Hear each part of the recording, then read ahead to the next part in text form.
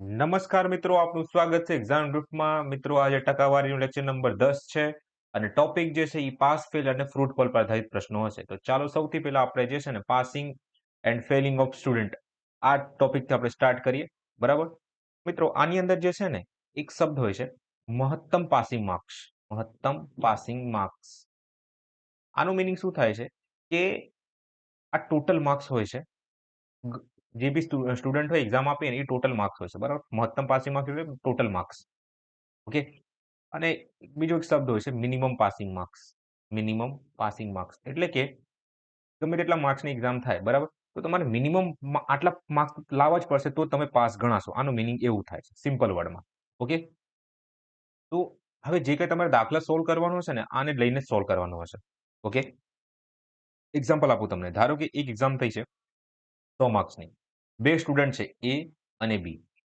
હવે હું તમને એમ કહું કે એ જે છે ને એ 30 માર્ક્સ લઈને આવે છે અને 10 માર્ક્સથી ફેલ થઈ જાય છે. 10 માર્ક્સથી ફેલ થઈ જાય છે. ઓકે. એ 30 માર્ક્સ લઈને આવે છે અને 10 માર્ક્સથી ફેલ થઈ જાય છે. જ્યાં બી જે છે એ પાસિંગ માર્ક્સથી પાસિંગ માર્ક્સથી 30 માર્ક્સ વધારે લઈને આવે છે. ઓકે. તો હવે હું તમારાથી ક્વેશ્ચન પૂછું કે આ દાખલામાંથી મને બોલો કે પાસિંગ માર્ક્સ કેટલા છે? પાસિંગ માર્ક્સ કેટલા છે અને બી ના માર્ક્સ કેટલા છે? તો તમે કઈ રીતે કહેશો કે સર ક્લિયર લોજિક છે. 100 માર્ક્સ જે છે ને એ ટોટલ છે. ટોટલ માર્ક્સ એટલે મેક્સિમમ માર્ક્સ છે. સૌથી પહેલા હું મિનિમમ માર્ક્સ શોધીશ કે મિનિમમ પાસિંગ માર્ક્સ કેટલા છે. તો આ એ ભાઈ જે છે ને એ 100 માંથી 30 માર્ક્સ લાવે છે. 100 માંથી 30 માર્ક્સ લાવે છે. પણ કેટલા માર્ક્સથી ફેલ થાય છે? 10 માર્ક્સથી ફેલ થઈ જાય છે. જો આ ભાઈ 10 માર્ક્સ વધારે લઈને આવ્યા હોત તો પાસ થઈ જત. તો સીધી વાત છે ને, 30 માર્ક્સથી ફેલ થાય છે, 10 માર્ક્સ વધારે લઈને આવ્યા તો પાસ થઈ જત.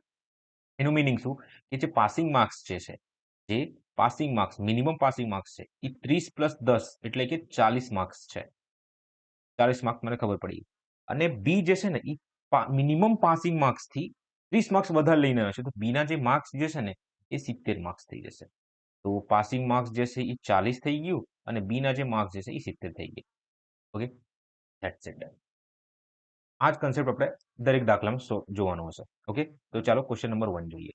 કે પરીક્ષાની પાસ થવાની ટકાવારી 35 છે.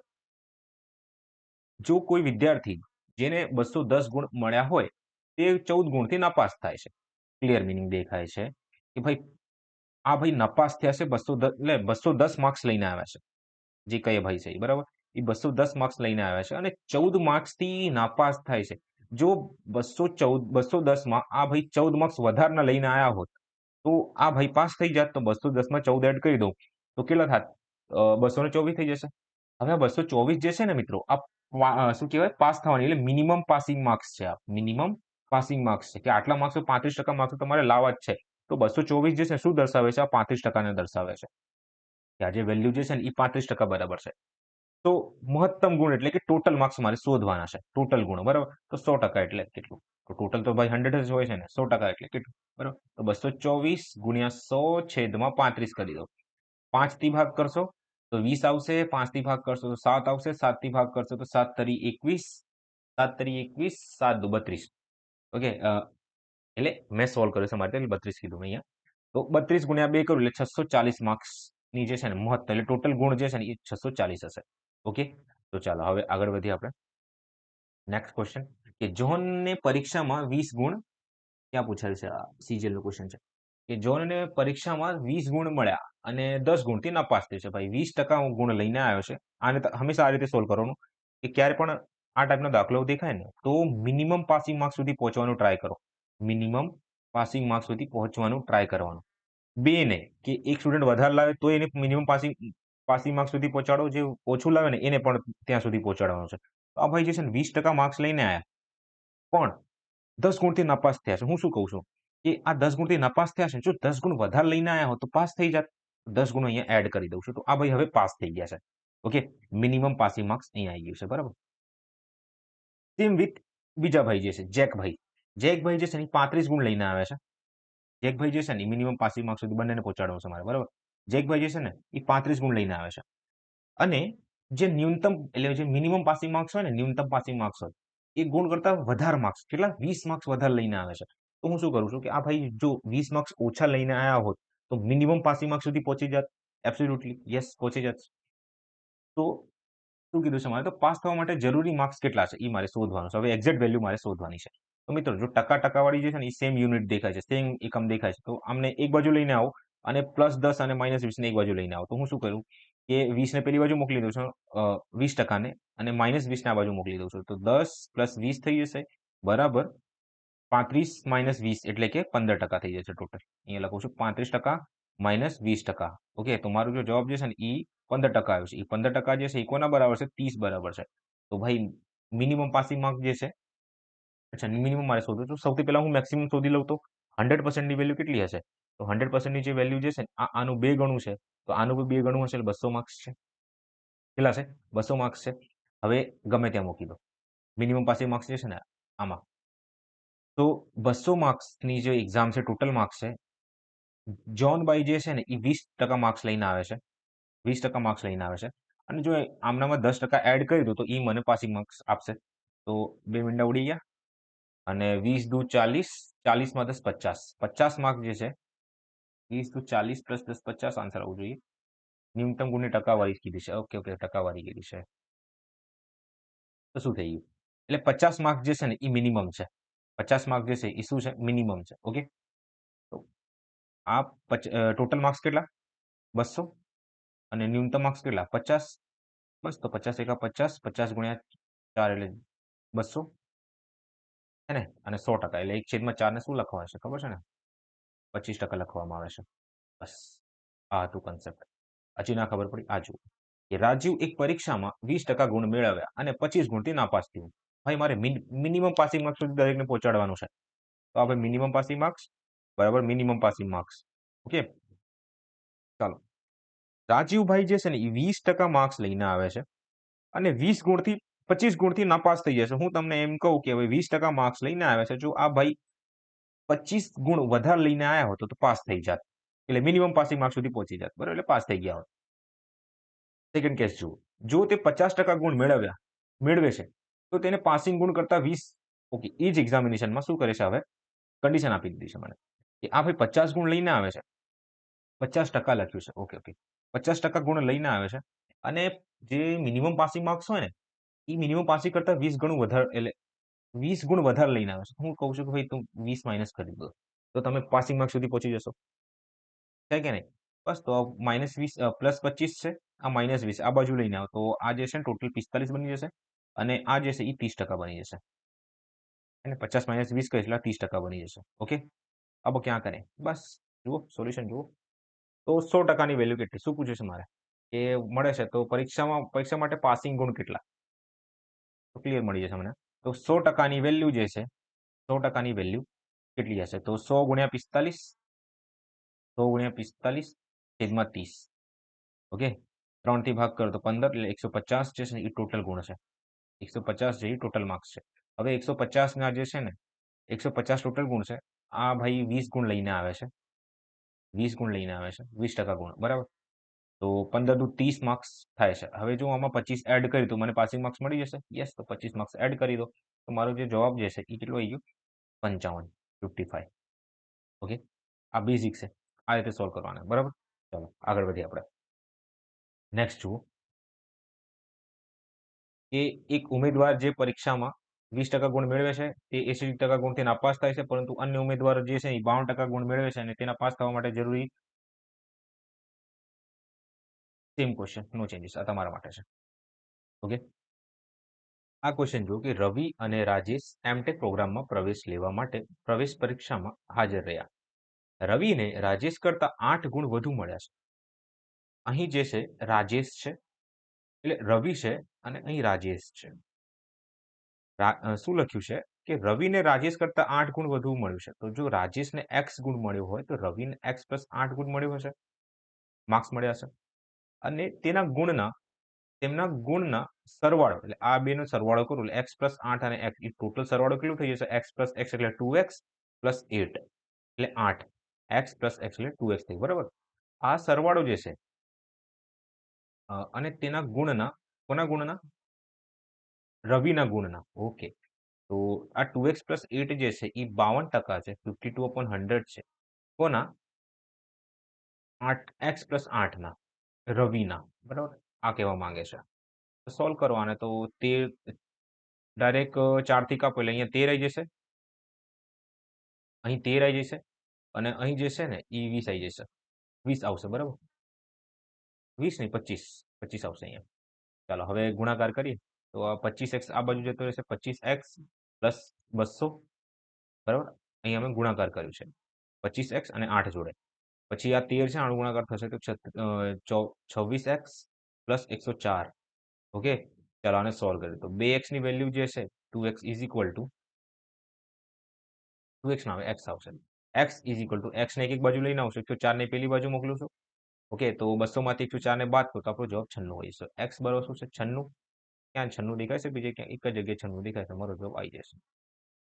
રવિ જે છે, રાજેશ જે છે એ 96 છે, તો રવિ જે છે એ 104 છે. ઓકે, ચાલો નેક્સ્ટ જોઈએ. રાહુલને 4 વિષયોમાં પરીક્ષા આપવાની હતી. પ્રથમ 3 વિષયોમાં કુલ 50 હતા. પ્રથમ 3 વિષયોમાં એટલે કુલ જે છે ને 50 માર્ક્સ લઈને આવ્યો હતો. કે આ પ્રથમ first paper, second paper, third paper આ રીતનું છે. First paper, second paper, third paper. Okay, આ ત્રણેય પેપરમાં જે છે 50-50 ગુણ લઈને આવ્યો છે. આનું મિનિંગ એવું થાય છે. એટલે ટોટલ ગુણ કેટલા લઈને આવ્યો છે ભાઈ? 150 ગુણ લઈને આવ્યા છે. નેક્સ્ટ શું લખ્યું છે? અને હા, જેમાં રાહુલે સરેરાશ જે 60% સ્કોર કર્યું છે. સરેરાશ ત્રણે ત્રણ સબ્જેક્ટની વાત કરું તો 60% સ્કોર મિનિંગ શું થાય છે? 60% આનું કાઢી લો. તો સરેરાશ જે છે ને 90 સ્કોર કર્યું છે ત્રણે ત્રણ સબ્જેક્ટમાં. 90 સ્કોર કર્યું છે. આનું મિનિંગ એવું થાય છે. ઓકે, નેક્સ્ટ જુઓ શું લખ્યું છે કે ચોથા અને છેલ્લા વિષયમાં એટલે ફોર્થ જે છે ને એ ફાઇનલ છે. ઓકે, રાહુલ 54 ગુણ લઈને આવે છે. આમાં જે છે 54 ગુણ લઈને આવે છે. ઓકે, તો ટોટલ ગુણ કેટલા લઈને આવ્યો છે આ ભાઈ? અહીં સુધી તો મને ખબર છે કે ટોટલ 90 થાય છે. અહીં સુધી ટોટલ 90 થાય છે અને અહીં 54 માર્ક્સ લઈને આવે છે. ઓકે, તો ટોટલ ગુણ કેટલા લઈને આવે છે? 144, 144. હવે આ 144 લઈને આવે છે જેનાથી શું થઈ જશે? ટકાવારી 64 થઈ જશે. 144 માર્ક્સ લઈને એ કોના બરાબર છે? 64% બરાબર છે. તો 100% ની વેલ્યુ કેટલી? તો 100% ની વેલ્યુ જે છે 16 થી ભાગ કરું તો આ 4% થાય છે. 16 થી ભાગ કરું છું તો આ 9%, એટલે 9 માર્ક્સ થાય છે, બરાબર? 9 યુનિટ થાય છે, ગમે તે કહી શકો છો તમે, બરાબર? હવે જુઓ મિત્રો, 4% જે છે લગભગ આનું 25 ગણું છે, તો આનું બી 25 ગણું ગણાશે. તો 25 9 225 થાય છે. ના ફાવે તો આ રીતે કરો. તો 144 ગુણ્યા 100 છેદમાં 64. તો 16 થી 4 વારમાં, 16 થી 9 વારમાં, 4 થી 25 વારમાં, તો 25 9 225 થાય છે. ઠીક છે, તો આ રીતે આપણે સોલ્વ કરવાનું હોય છે. ઠીક છે, આ એપ્રોચ પણ જાણી લો. તો અહીં 225 આવી ગયું. ટોટલ માર્ક્સ કેટલા? 220 225 માર્ક્સ. હવે શું કીધું છે મને કે ચોથા વિષય માટે કુલ કેટલા હતા? વિષય માટે કુલ કેટલા હતા? આઈ થિંક આમાં કંઈક પ્રોબ્લેમ લાગે છે મને. મને એવું લાગે છે કે ટોટલ મેક્સિમમ માર્ક્સ 225 છે. તો અહીંયા મેક્સિમમ માર્ક્સ પૂછ્યું હશે કે ચોથા વિષયમાં છે ને મેક્સિમમ મહત્તમ માર્ક્સ કેટલું છે? તો અહીં 50, અહીં 50, અહીં 50 છે. ઠીક છે, તો અહીં કેટલું હશે? તો 150 માંથી તમારે જે છે ને 150 માંથી એટલે કે 225 માંથી 150 ને બાદ કરો તો તમારો જવાબ 75 આવશે. તો અહીંયા 75 આન્સર આવશે. ઓકે, તો 75 આપણો જવાબ આવશે. ઓકે, આવા ભૂલ છે કે તમારા ચોથા વિષયમાં મેક્સિમમ માર્ક્સ કેટલું એ શોધવાનું છે. ખૂબ તમને ખબર પડી હશે. આગળ વધીએ આપણે. એ વિદ્યાર્થી ને કદાચ મહત્તમ ગુણથી કેટલાક મળ્યા છે? Let's check. ટકાવારી તરીકે તે 75% હતું. જો પ્રશ્નપત્રમાં એક ગુણનો બીજો પ્રશ્ન ઉમેરવામાં આવ્યો અને તેણે તેના સાચો જવાબ આપ્યો તો તેના ગુણની ટકાવારી 75% હોત તો પરીક્ષાના પ્રારંભિક મહત્તમ ગુણ શું હતું? મિત્રો, આ ક્વેશ્ચન વાંચો કે એક વિદ્યાર્થીને મહત્તમ ગુણમાંથી કેટલાક માર્ક્સ મળ્યા. ટકાવારી તરીકે તે 75% હતું. જો પ્રશ્નપત્રમાં એક ગુણનો બીજો પ્રશ્ન ઉમેરવામાં આવે અને તેણે તેનો સાચો જવાબ આપ્યો તો તેના ગુણની ટકાવારી 76% હોત તો પરીક્ષામાં પ્રારંભિક મહત્તમ ગુણ શું હતા? ધારો કે આ જે વિદ્યાર્થી છે ને એક્સ માર્ક્સ લઈને આવે છે. ઓકે, ઠીક છે. હવે આગળ એવું લખ્યું છે કે આ 75 બરાબર છે, 75% બરાબર છે. ઓકે, ઈ માર્ક્સનું. આગળ હવે પ્રશ્નપત્રમાં હજી ક્વેશ્ચન એડ કરવામાં આવશે, હજી ક્વેશ્ચન એડ કરવામાં આવશે, એટલે ટોટલ +1 નો વધારો કરવામાં આવશે માર્ક્સમાં. અને આ પ્રશ્ન જે ભાઈ સાચો જવાબ આપે છે, તો x+1 થઈ જાય છે. x+1 થઈ જાય છે. અને આ જે છે ને એ 76% બરાબર છે. તો અમારે શું શોધવાનું છે? તો તેના ગુણની ટકાવારી 76% હોત, તો પરીક્ષામાં પ્રારંભિક મહત્તમ ગુણ શોધો. મિત્રો, આ +1 છે. આ પ્લસ કેમ નહીં હોય? કેમ કે ડિફરન્સ ક્રિએટ કરે છે, કે એક નવું ક્વેશ્ચન એડ કર્યું તો બે વચ્ચેનો ડિફરન્સ ક્રિએટ કરે છે +1, બરાબર? પહેલા જે એક્ઝામ 100 માર્ક્સની હતી. હવે હજી એક ક્વેશ્ચન 100 ક્વેશ્ચન જે છે ને 100 ક્વેશ્ચન 100 માર્ક્સના છે. ઓકે, હવે આમાં હજી એક ક્વેશ્ચન ઉમેરી દો, તો ટોટલ ક્વેશ્ચન કેટલા થઈ જશે? 101. તો માર્ક્સ પણ 101 થઈ જશે, કેમ કે એક ક્વેશ્ચન 1 માર્ક્સનો, તો 100 ક્વેશ્ચન 100 માર્ક્સના, તો 101 ક્વેશ્ચન 101 માર્ક્સના. બસ એ રીતનું છે. તો હવે જે ડિફરન્સ છે ને +1 નો ક્રિએટ થઈ જાય છે. હવે તમે આને સોલ્વ કરવાનું છે. તો હું સરખી રીતે લખું છું આને, કે 76x/100 પ્લસ 76/100 માઇનસ 75x/100 જે છે ને એ 1 બરાબર છે. બરાબર? આને આ રીતે લખવામાં આવે છે. તો 76x માંથી 75x ને બાદ કરીએ તો x/100 વધ્યું અહીંયા, બરાબર? તો ના લખાય, પ્લસ 76/100 લખાશે. ઓકે, આ બરાબર છે 1 ના. કોના બરાબર છે? 1 ના બરાબર છે.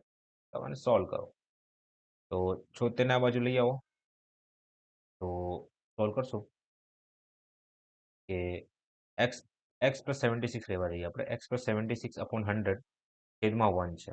તો x plus 76 is equal to આ 100 ને પેલી બાજુ મોકલી દો તો 100 થઈ જશે. તો x બરાબર શું આવી ગયું મારે? 24. તો આ ભાઈના જે મહત્તમ ગુણ હતા ને પરીક્ષામાં, મહત્તમ ગુણ શું હતા આના? 24 હતા. 24 ગુણ લાવવા હતા આને. ઓકે, આનું મિનિંગ એવું થાય છે. હવે મિત્રો, બેસ્ટ એપ્રોચ જુઓ કે કઈ એપ્રોચ તમે યુઝ કરી શકો છો અહીંયા. એવું લખ્યું છે કે એક વિદ્યાર્થી જે છે 75% માર્ક્સ લઈને આવે છે, એવું ધારો તમે. કોઈ એક્સ ક્વેશ્ચન અટેમ્પ્ટ કરો ને 75% માર્ક્સ લઈને આવે છે. આનું મિનિંગ એવું થાય છે કે 75% હતું, બરાબર? એક્સ જે છે એ 75% હતું. તો એ મેં લખી દીધું 75%.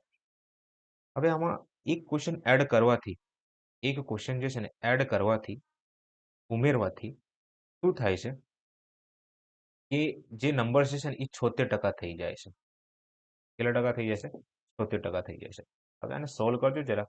તો 25 તરી 25 તરી અને 25 ચોક 19 ચોક 19 ચોક 70, બરાબર છે ને? હા, અને એટલે 4 થી ભાગ કર્યું છે, અને 4 થી ભાગ કરું એટલે 25 મારો જવાબ આવશે. મિત્રો, અહીં 3/4 છે, અહીં 19/25 છે. ઓકે, હવે તમે એ રીતનું સોલ્વ કરો કે આને 3/4 ને એ રીતનું બનાવો કે બંને વચ્ચે જે તફાવત જે છે ને 1 નું આવી જાય. બંને વચ્ચે તફાવત કેટલાનું થઈ જાય? 1 નું થઈ જાય. જો આમાં 4માં જે છે ને હજી મારે 19 એડ કરવાનું થાય છે. 19 કહું છું. મારે 21 એડ કરવાનું થાય છે. તો આ સંખ્યા જે છે ને એ 25 બને છે. હવે 3માં જે છે ને મારે લગભગ 12 એડ કરવાનું થાય છે. 12 કહું છું, 16 એડ કરવાનું થાય છે, તો આ 19 થાય છે. તો એવું નંબર વિચારો જેથી ખાલી 1 ઉમેરો ને એ સંખ્યા 19 બની જાય. 1 ઉમેરવાથી સંખ્યા જે છે ને 19/25 બની જાય. ઓકે, એ રીતનું. તો શું કરશો તમે અહીંયા? તો જુઓ, અહીં 16 છે અને અહીં 21 છે, બરાબર? એવું કંઈક નંબર વિચારો કે થઈ જાય આપણે. તો તમે શું કરશો કે આપણું થોડુંક શું કહેવાય, જે આઈક્યુ છે ને થોડું વધારવું પડશે.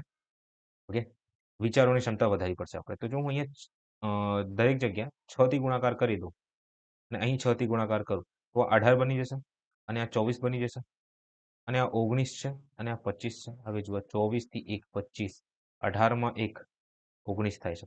એનું મિનિંગ શું? કે જે સંખ્યા હતી પહેલા કેટલી હતી? 24 હતી. સંખ્યા કેટલી હતી? 24 હતી ટોટલ. ટોટલ માર્ક્સ કેટલા હતા? 24 હતા. કેમ કે મહત્તમ ગુણ એટલે ખુદમાં 100% હોય છે. એટલે આ 75/100 લખ્યું છે. તો 100 તો શું ગણાશે? એ 100% ગણાશે, મેક્સિમમ માર્ક્સ ગણાશે. હવે 100 માંથી તમે 75 લાવો કે 76 લાવો, તમારા ઉપર છે. ઓકે, તો મેક્સિમમ માર્ક્સ એ 100 હતા. હવે 100 કોને ડિનોટ કરે છે? 24 માર્ક્સને ડિનોટ કરે છે. ઓકે, તો મિત્રો, પાસ અને ફેલ આધારિત જેટલા પણ ક્વેશ્ચન હતા અને કન્સેપ્ટ હતા એ પૂરા થઈ ગયા છે. હવે આપણે ફ્રૂટ અને પલ્પ આધારિત જે ક્વેશ્ચન પૂછાય છે એક્ઝામમાં એ આપણે જોઈએ. ઓકે, હવે આનું પરફેક્ટ ટ્રાન્સલેશન મને નહીં મળ્યું, ધેટ્સ વાય મેં ફળનો માવો લખ્યું છે, બરાબર? તો ચાલો સ્ટાર્ટ કરીએ. મિત્રો, આમાં કન્સેપ્ટ જાણો કે એક તાજો ફળ હોય ને, તાજો ફળ, બરાબર, જેને ઇંગ્લિશમાં ફ્રેશ ફ્રૂટ કહેવાય છે. Fresh fruit.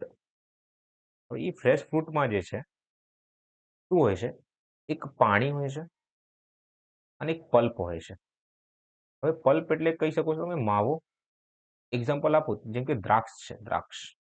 ઓકે. હવે એ દ્રાક્ષમાં તમે દેખશો ને પાણી પણ તમને જોવા મળશે. આપણે લીલી દ્રાક્ષ, દ્રાક્ષ એટલે ગ્રેપ્સ, રેડ ગ્રીન કલરની હોય ને એની વાત કરું છું. તો એમાં તમને દેખાશે કે અમુક જગ્યાએ તમે પાણી જે રસવાળું બહુ વધારે રસ હોય છે, એ રસ જે છે ને એ પાણી છે. બરાબર. જોડે જોડે એક તમે સોફ્ટ સોફ્ટ ભાગ દેખાશે. સોફ્ટ સોફ્ટ ભાગ. એ સોફ્ટ સોફ્ટ ભાગ જે છે ને એ પલ્પ હશે. ઓકે. સોફ્ટ ભાગ જે છે એ પલ્પ ગણાય છે. બરાબર. પાણી હોય છે અને પલ્પ હોય છે દરેક ફ્રૂટમાં. ઓકે. તો હવે આ કન્સેપ્ટ આપણને ખબર પડી કે ફળમાં જે છે ને પાણી હોય છે ને પલ્પ હોય છે. ઓકે. હવે જ્યારે આ ફળને આપણે સુકાઈ દઈએ કે ગમે ત્યાં મૂકી દઈએ, બરાબર, સૂકવા માટે મૂકીએ છીએ ને, તો હંમેશા ફેરફાર જે છે ને એ પાણીમાં થાય છે. ઓલવેઝ ઓલવેઝ ફેરફાર જે છે એ પાણીમાં થાય છે, ચેન્જીસ થાય છે. ઓકે. ફેરફાર થાય છે, ફેરફાર. ઓકે. અને પલ્પ જે છે ને એ અચળ હોય છે હંમેશા. શું હોય છે? અચળ હોય છે. આમાં કોઈ ફેરફાર નહીં થતો. ઠીક છે. આમાં કોઈ ફેરફાર નહીં થતું પલ્પમાં. બસ કે આને તમે જ્યારે તમારે સુકાવવા મૂકો ને, સુકાવવામાં, ઠીક છે, ત્યારે પાણીમાં ચેન્જીસ થશે, પલ્પ અચળ રહેશે, પલ્પમાં કોઈ ચેન્જીસ નહીં થાય.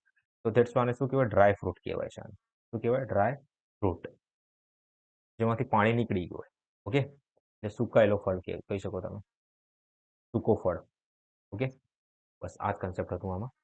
તો ચાલો સ્ટાર્ટ કરીએ આપણે. મિત્રો, આની અંદર જે છે ને આપણે દાખલો કેવી રીતે સોલ્વ કરશું? 3 મેથડથી સોલ્વ કરશું. એક છે ટકાવારીને જે યુઝ્યુઅલી આપણે મેથડ યુઝ કરીએ છીએ એ. પછી એક રેશિયો મેથડ એટલે ગુણોત્તરનો આપણે યુઝ કરશું આમાં સોલ્વ કરવા માટે. અને એક ફાઇનલ જે છે એ એલિગેશન મેથડથી આપણે સોલ્વ કરશું. કઈ મેથડથી? એલિગેશન મેથડથી. તો એક એક કરીને આપણે શીખીએ. તો સૌથી પહેલા હું આને ટકાવારી મેથડથી શીખવાડું તમને કે એક તરબૂચમાં 90% પાણી છે. મિત્રો, 90% પાણી છે તરબૂચમાં. તો આ વોટરમેલન છે, વોટરમેલન. બરાબર. હવે આ વોટરમેલનની અંદર જે છે ને અમુક જગ્યાએ પાણી હશે અને અમુક પલ્પ હશે. તો મને મેન્શન કર્યું છે કે પાણી જે શું કહેવાય સંખ્યા કહું છું કે પાણી જે છે ને એ 90 લીટર 90% છે, 90% છે. જો પાણી 90% હોય તો પલ્પ જો 10% હશે એ હું ધારી લઉં છું, કેમ કે વોટરમેલન જે બંને ભેગા થઈને બંને 100% હોય છે. ઓકે. ટોટલ થઈને 100% બનશે. ઠીક છે. તો 90% પાણી છે અને 10% પલ્પ છે એ હું ધારું છું. ચાલો ઠીક છે. થોડા સમય પછી શું થાય છે એમાં કે માત્ર 12% પાણી બાકી રહે છે. તો હવે તેનું વજન કેટલું હશે? મિત્રો ધ્યાન આપજો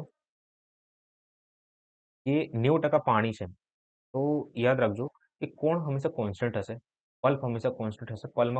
પલ્પમાં જે છે ને કોઈ ફેરફાર નહીં થાય. બરાબર. તમે તડકામાં મૂકો, ગમે ત્યાં મૂકો, પલ્પ પલ્પનું જ રહેવાનું છે. પાણીમાં જો કે ઇવેપોરેશન થઈ જશે, બાષ્પીભવન થાય. બરાબર. પણ આમાં નહીં થતું. બરાબર. પલ્પની અંદર તો ધેટ્સ વાય આપણે અચળ વસ્તુ લઈને સોલ્વ કરવાનું હશે. તો 90% પાણી છે. તો હું 10% ઉપર જોઉં કે ધારો કે 10% જે છે ને કોઈ પલ્પ હશે. 10% ઓફ એક્સ પલ્પ ક્યાંક બાકી રહ્યો છે. બરાબર. હવે એ જે છે ને કોને બરાબર છે? 12% પાણી બાકી રહેશે. તો હવે જુઓ સુકાઈ ગયું. હવે પાણી જે છે ને 12% છે. કેટલા છે? 12% પાણી છે. તો 12% પાણી હોય તો 88% શું હશે? પલ્પ હશે. તો કે આ 100% ગણવામાં આવશે. 100% કઈ રીતે બનશે? આ કે 12% પાણી છે એટલે 12 યુનિટ પાણી હોય તો 88 યુનિટ જે છે એ પલ્પ હશે. તો બસ હવે 88 યુનિટ જે છે ને એ પલ્પ હશે. કોના 88% હશે? 50 કિલોગ્રામના 88 યુનિટ હશે. બરાબર.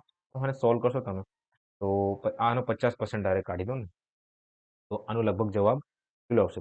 44 આવશે. શું આવશે જવાબ આનો? 44. ઓકે.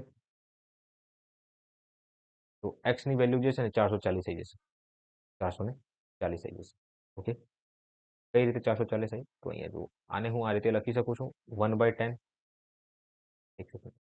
અને 1/10 લખી શકાય છે. 1/10 એક્સ બરાબર 88 ગુણ્યા 50 છે કે નહીં? હવે આ 10 ને આ બાજુ મોકલી દો તો એક્સ ની વેલ્યુ જે છે એ 88 ગુણ્યા 50 ટકા 1/10 બરાબર 88% છે ને તો અહીંયા 100 આવશે. તો 50 × 50 50 થી 2 બારમાં 2 થી 44 બારમાં. તો હવે 10 ને પેલી બાજુ મોકલી દો તો આપણું જવાબ શું આવશે? 440 આવશે. ઓકે. આ હતું ટકાવારી. હવે બીજી મેથડ જુઓ. અહીં ચાલો અહીંયા જ કરી દઈએ આપણે. મિત્રો, અહીં હું લખું છું પાણી. ઠીક છે. અહીં હું લખું છું પલ્પ. અને આમાં તો નહીં આવે એટલામાં. અહીં લખું છું ટોટલ. ઓકે, ટોટલ લખું છું. આ ડ્રાય ફ્રૂટ છે અને આ ડ્રાય ફ્રૂટ નહીં, આ ફ્રેશ ફ્રૂટ છે. ફ્રેશ ફ્રૂટ છે અને આ ડ્રાય ફ્રૂટ છે. મિત્રો, એક તરબૂચમાં 90% પાણી છે. તો 90% કઈ રીતે લખવામાં આવે છે? તમે કીધું સર 90% છે 9/10 લખી શકો છો તમે. તો ટોટલ જે છે તરબૂચમાં પાણી અને પલ્પની સંખ્યા 10 છે. ટોટલ સંખ્યા 10 છે, જેમાંથી 9 યુનિટ જે છે ને એ પાણી છે. તો 1 યુનિટ શું હશે? પલ્પ હશે. આ રીતે હું લખી શકું છું. યસ. નેક્સ્ટ જુઓ, એ થોડા સમય પછી શું થાય છે? એ સુકાઈ જાય છે અને માત્ર 12% પાણી બાકી રહે છે. 12%ને કઈ રીતે લખવાનું છે? 12/100 અને ભાગ કરો. 4 થી આપણે ભાગ કરીએ તો 4 થી 3 વારમાં, 4 થી 25 વારમાં. એટલે ટોટલ જે વજન છે હવે એ 25 છે. 25 છે. આમાંથી 3 યુનિટ જે છે એ પાણી છે. તો 22 યુનિટ શું હશે? પલ્પ હશે. હવે શેમાં ફેરફાર નહીં થાય? કઈ વસ્તુ કોન્સ્ટન્ટ રહેશે? સર તમે હમણાં જ કીધું કે પલ્પ છે ને એ હંમેશા કોન્સ્ટન્ટ રહેશે. અહીં 22 છે, અહીં 1 છે. તો જો આને 22 થી ગુણાકાર કરું તો આને 22 થી મારે ગુણાકાર કરવું પડશે અને બધાને 22 થી મારે ગુણાકાર કરવો પડશે. એટલે ટોટલ અહીં જે છે, ટોટલ આ 220 બની ગયું છે. ટોટલ 220 બની ગયું છે. આ 22 બની ગયું છે. ઇરેઝ કરો તો આ 22 બની ગયું છે અને આ જે છે 198 બની ગયું છે. ઠીક છે ને? હા, આ બરાબર છે. શું પૂછ્યું મારાથી કે તો તેના મૂળ વજન શોધો. તો ટોટલ વજન હમણાં જે છે ને એ 25 કેજી છે. કેટલા કેજી છે? 25 યુનિટ છે. હવે આ 25 યુનિટની જે વેલ્યુ જે છે ને એ 50 કિલોગ્રામ છે. તો 220 યુનિટની વેલ્યુ કેટલી? તો આ આનું બમણું છે. તો આનું પણ બમણું જોવું પડશે મારે, 2 ગણું. તો શું આવશે આન્સર? 440 કેજી આપણો જવાબ આવશે. ઠીક છે? તો તમે આ રીતે સોલ્વ કરી શકો છો. હવે મિત્રો, આ જ ક્વેશ્ચન આપણે એલિગેશન મેથડથી સોલ્વ કરી. હવે આમાં છે તો થોડુંક તમે વિચારવું પડશે આમાં. એલિગેશન લખું છું અહીંયા, એલિગેશન. Allegation method. હવે આમાં તમારે થોડુંક વિચારવું પડશે. વિચારવાનું કેમનું? કે અત્યાર સુધી શું થતું હતું કે ફ્રેશ ફ્રૂટ હોય ને, ફ્રેશ ફ્રૂટ એને આપણે સુકાઈ દઈએ, બરાબર? તો પાણી સુકાઈ જાય છે. પાણી સુકાઈ જાય છે અને શું બની જાય છે? એ ડ્રાય ફ્રૂટ બની જાય છે. આવું થતું હતું. હવે આપણે હાઇપોથેટિકલી વિચારવાનું છે કે જે પોસિબલ નથી, પણ તો એ બનાવવું છે કે હા હોઈ શકે છે. બરાબર? ઠીક છે. આપણે બનાવવું છે. પોસિબલ નથી પણ આપણે બનાવવું છે. બરાબર? હું એમ કહું કે ડ્રાય ફ્રૂટથી મારે હવે ફ્રેશ ફ્રૂટ બનાવવું છે. આ નેચરલી પ્રોસેસ પોસિબલ નથી, પણ તોય આપણે વિચારીએ છીએ કે જો ફ્રેશ ફ્રૂટ મારે બનાવવું તો કઈ રીતે બનાવી શકું? તો આ ડ્રાય ફ્રૂટ જે છે ને, ડ્રાય ફ્રૂટમાં જો વધારે પાણી એડ કરી દઉં, વધારે પડતું પાણી જો હું એડ કરી દઉં, બરાબર? પાણી એડ કરી દઉં તો શું બનશે? ફ્રેશ ફ્રૂટ બનશે. આખરે આ ફ્રેશ ફ્રૂટ જે છે, ફ્રેશ ફ્રૂટ આમાં પાણી સુકાઈ જશે તો ડ્રાય ફ્રૂટ બને છે ને. જો હું ડ્રાય ફ્રૂટમાં પૂરેપૂરું પાણી નાખી દઉં તો એ ફરીથી ફ્રેશ ફ્રૂટ બની જશે. છે કે નહીં? યસ. આ રીતે બની શકે છે. તો મિત્રો, અહીં તમારે શું લખવાનું? ડ્રાય ફ્રૂટ લખવાનું. શું લખો? અહીંયા ડ્રાય ફ્રૂટ લખો. ઓકે, એટલે સુકાયેલો જે ફળ છે ને એ લખો અને અહીંયા પાણી લખી દો, વોટર. Okay, water. હવે અહીંયા જુઓ કે ડ્રાય ફ્રૂટમાં પાણી કેટલું છે? એટલે ટોટલ ડ્રાય ફ્રૂટ કેટલું બાકી રહ્યું છે તમે? અહીં જે છે ટોટલ 12% બાકી છે. અહીંયા 12% લખી દો. ડ્રાય ફ્રૂટ જે છે અહીંયા 12% લખી દો. પાણી જે છે 12% ડ્રાય ફ્રૂટમાં પાણી. અને તમે અલગથી ટોટલ કેટલું પાણી નાખ્યું છે? ફૂલ, એટલે ફૂલ ભરી નાખ્યું છે પાણીથી. એટલે તો વોટર જે છે તમારે 100% ધારવાનું છે હંમેશા. કેટલું ધારવાનું? 100% ધારવાનું. ઓકે. હવે આમ કરવાથી શું થશે? તમને શું મળશે અહીંયા? એક ફ્રેશ ફ્રૂટ મળશે. Fresh fruit. ઓકે. જ્યાં ફ્રેશ ફ્રૂટ જે છે ને એ કેટલું છે? 90 છે. તો અહીંયા 90 લખી દો. 90. હવે આને સોલ્વ કરો તો તમારો જવાબ તમારી સામે હશે. તો આને સોલ્વ કરશો ને તો એક સેકન્ડ. તો 90 માંથી 12 ને બાદ કરો. તો 90 માંથી 12 કરશો તો અહીં 78 આન્સર આવશે, 78. ઓકે. અને 100 માંથી 90 ને બાદ કરશો તો તમારું 10 જવાબ આવશે. હવે આને સાદુરૂપ આપજો જરાક. તો 10 થી 2 થી ભાગ કરું તો 5 વારમાં, 2 થી ભાગ કરું તો 39 વારમાં. હવે મિત્રો, આ જે 5 યુનિટની વેલ્યુ જે આપી છે ને, અહીંયા 50 કેજી આપી છે. 5 યુનિટની વેલ્યુ જે છે એ 50 કિગ્રા છે, 50 કિલોગ્રામ છે. તો આ 50 નું કેટલું ગણું દેખાય છે તમને? આ 10 ગણું દેખાય છે. તો સેમ વસ્તુ 39 નું કેટલું ગણું હશે? તમે કહેશો સર 390 ગણું હશે. તો ટોટલ ડ્રાય ફ્રૂટ કેટલું હતું સ્ટાર્ટિંગમાં? તો તમે કહેશો સર કે 390 માં જે છે, 390 માં 50 ને એડ કર્યું. તો ટોટલ ડ્રાય ફ્રૂટ જે છે આપણી જોડે 440 કેજી છે. ઠીક છે? તો તમે આ રીતે આને સોલ્વ કરી શકો છો. આગળ વધીએ આપણે. સેમ વસ્તુ આપણે અહીંયા જોશું કે ફળના ગુદા સરસ. રહેવા દો, એ પલ્પ લખો, બરાબર. ફળના પલ્પ અને પાણીના 50 લીટર મિશ્રણમાં 20% પાણી છે. હવે સ્ટાર્ટિંગમાં જે છે ને 3 મેથડ આપણે જોઈએ કે 50 લીટર જે છે, 50 લીટરમાં 20% પાણી હોય, 50 લીટરની અંદર પાણીના 50 લીટર મિશ્રણમાં 20% પાણી છે. અચ્છા, પલ્પ અને જે બંને થઈને 50 લીટર થાય છે. ઓકે, ઠીક છે.